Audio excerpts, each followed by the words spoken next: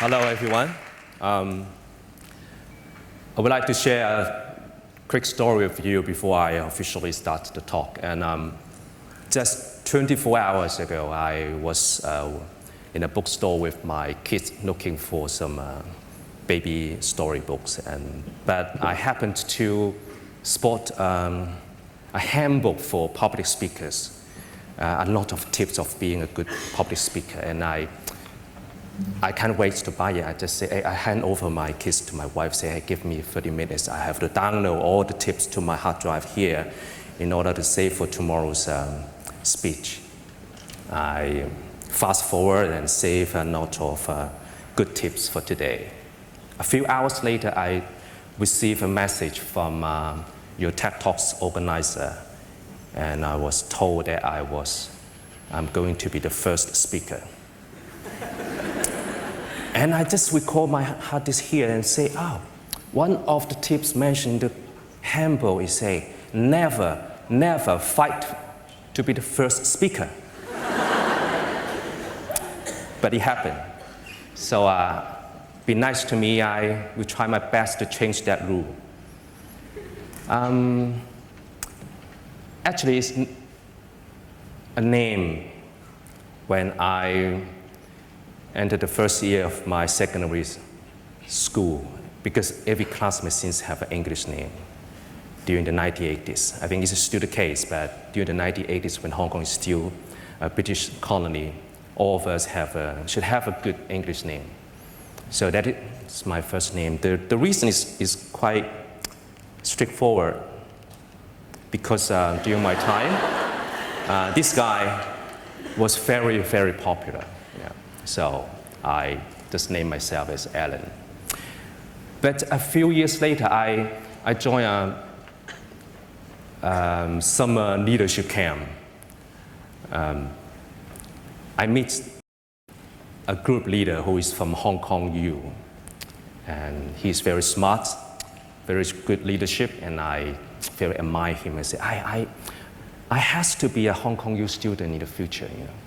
So after the summer holiday, the first day of my school, about Form 3, I was very busy in telling all the classmates, hey, don't call me Alan anymore, okay? Starting from today, my name will be Eric. Because the Hong Kong U group leader was named Eric.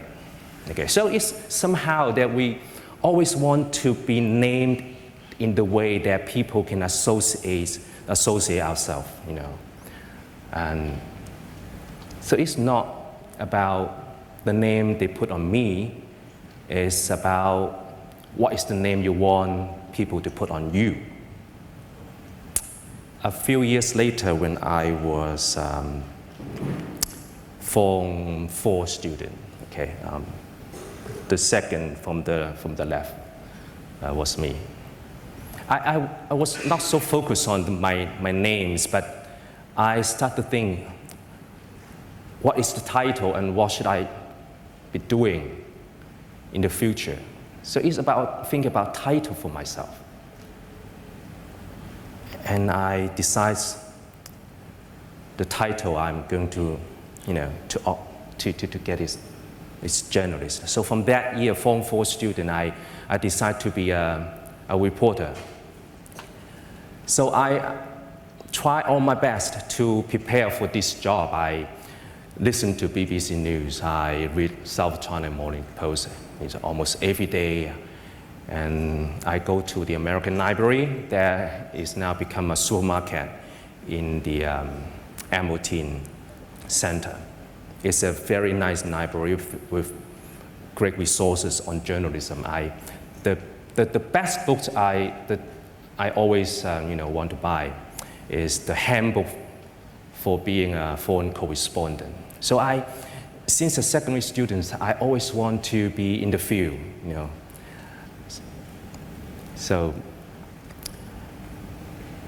very soon, I asked my father to buy the first computer for me. That was once the most powerful computer, but it should be fine now in the Science Museum. I learned how to build a doors system to archive all the news I have gone through from BBC, from South China Morning Post. So I have built a news database for myself as a Form 4 student. It's searchable with all the keywords, event, and date. So that is 1985, 10 years before we have Yahoo and 13 years before Google was there. But that is the first Google or Yahoo for myself. I built it for myself. I am quite sure that I want to be a journalist. I will be a good journalist. So I am quite sure at the time that I will be the best student journalist that the Chinese University's journalism department could possibly look for. So the destination I set for myself is I had to be, with the Chinese University journalism department, so I could be a reporter, after graduation. But things does not happen in this way. Some accidents happened during the interview. It seems that they asked me too many local news questions that I have not, bothered to learn. In the past 3 years, from Form 4 to Form 6, I always want to be a foreign correspondent. I always want to go to the conflict zone in Cambodia, in Vietnam, and blah, blah, blah, something like that. But they asked me all the local questions. This kind of accidents happened, and I did not end up what I want. It was very sad and very frustrated, but I didn't give up. I keep dreaming being a journalist. So I end up in Xi'an College journalism. I didn't care which college or which school I went. I just want to be there as a journalist in the end.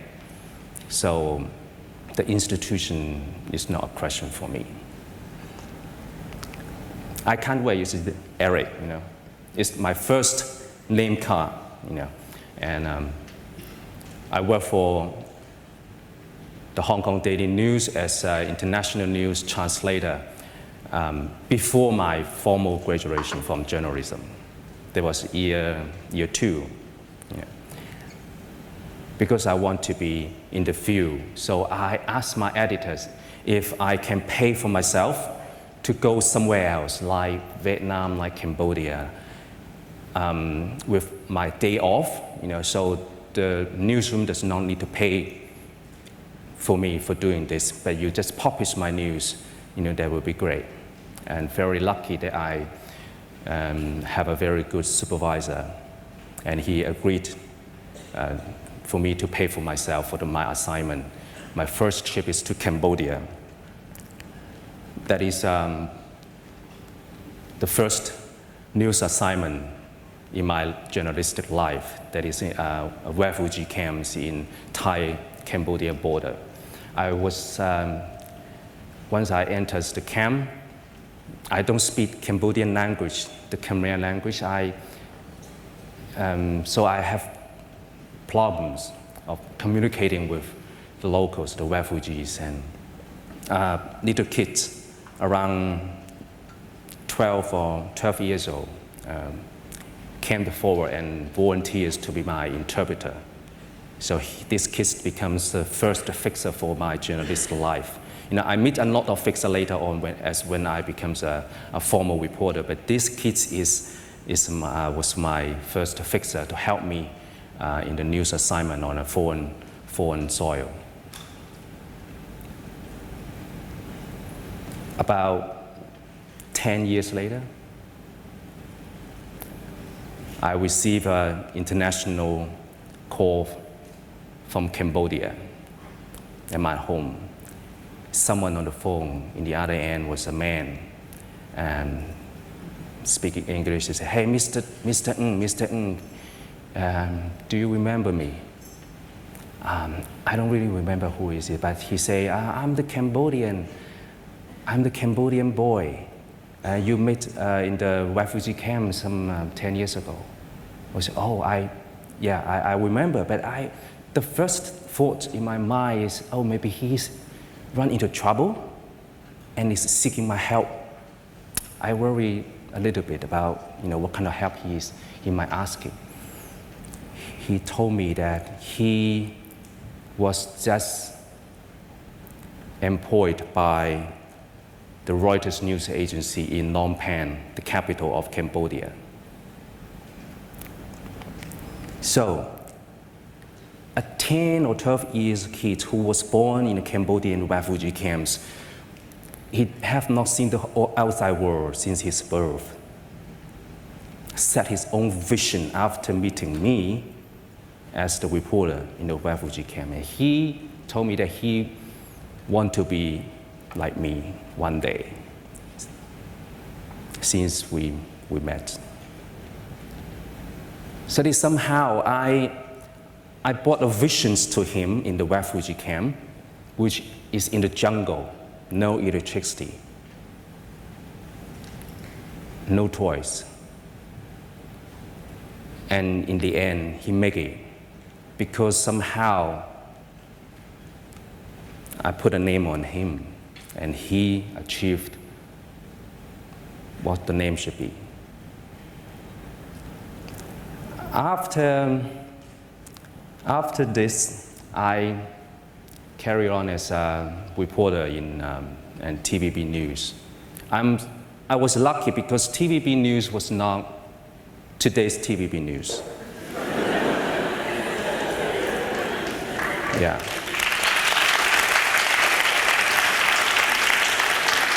When I was with TVB from 1992 to 2001, TVB was so credible. The whole public trusts what the TVB News reports. Somehow, and sometimes, and most of the time, the press conference, they wait for TVB crews to arrive, even they are late. They want to be shown on TVB News at 6:30 every night, because they know when TVB News reports the press conference, the press conference becomes a credible press conference. So I was lucky, because that is important to be credible as a reporter, as a newsroom, as a news organization. And I built up my own credibility as a reporter with TVB because, TVB have a very high rating. Not only the public watch TVB, even the press industry, the newspaper reporter, the radio reporters, they watch TVB 6:30 News every night in order to somehow to copy, rewrite the TVB News as their news, because they trust TVB, So that's so important for the society have a trust news source or news organization. I have been in many foreign places with TVB. I was in North Korea, I was in East Timor, I was in Afghanistan. I've been in so many foreign countries, conflict zones, to report those foreign news. And that somehow have achieved what I want to do in TVB. So I'm very happy with my experience with TVB. And later I moved on to cable TV. And still I cover most of China and foreign news as well. The whole period from 1992 to 2006, from TVB to cable news, I have built up my own credibility as a reporter. And that is a name the public, the audience has put on me. So when I left the front line at 2006 until now, that is 10 years' time. In fact, that 10 years' time, I'm no longer a frontline reporter. I'm no longer a reporting journalist in the field. But in the past experience with TVB and cable TV, I have taken a lot of credibility from the job. So what have I been doing in the latest 10 years as a lone reporter? I am so happy that I have done anything in the past 10 years to damage my credibility. When I was in the business, I have my own media company now. In the past 10 years, which operates a photo news agency, but somehow it's a business. I'm no longer a frontline reporter. But I'm very careful about choosing the business nature, about the behavior I meet other businessmen. I want to retain the credibilities that I have because I love the industry. I love journalism. Somehow I regard journalism as my second homeland. So last year, I started a crowdfunding for watchdog journalism. The idea is to build the first investigative news agency only focused on watchdog journalism, factual and investigation. And I believe if I have done something bad to damage myself as a reporter, I will not be successful in bringing fact wire to real life. During the crowdfunding campaign from July to September last year,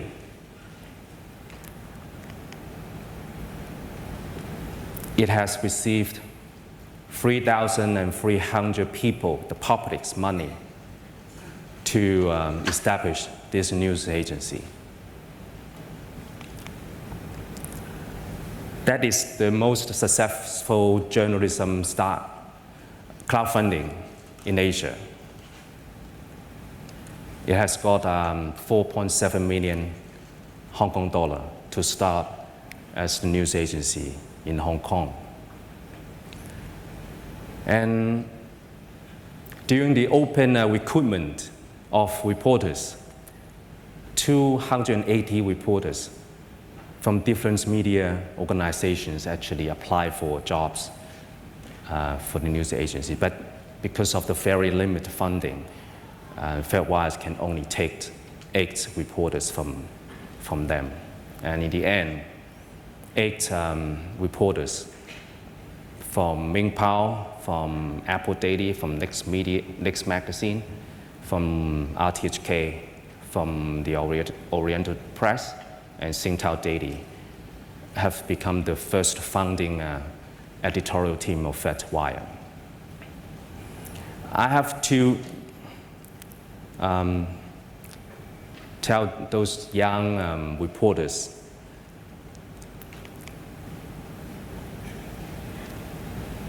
I told you before that I always want to be a foreign correspondent. But now I have changed. I think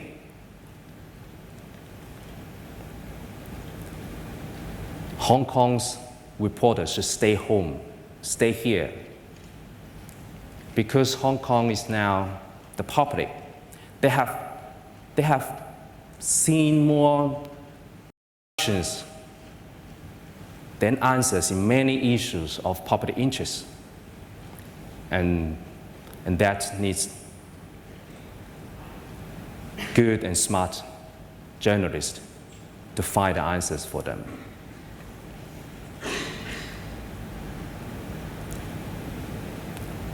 I always think that the place or country that needs good and smart journalists the most is the place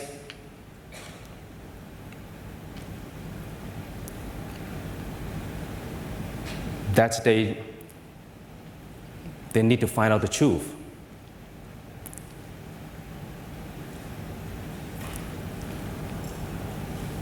If Paris have AFP,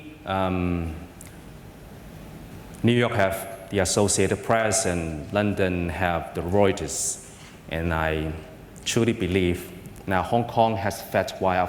Of course, these three news agencies have over 100 years of history, and Fat Wire is just a baby in this news agency club. But I want to share one belief with you. Where there's a will, there will be a way. Thank you.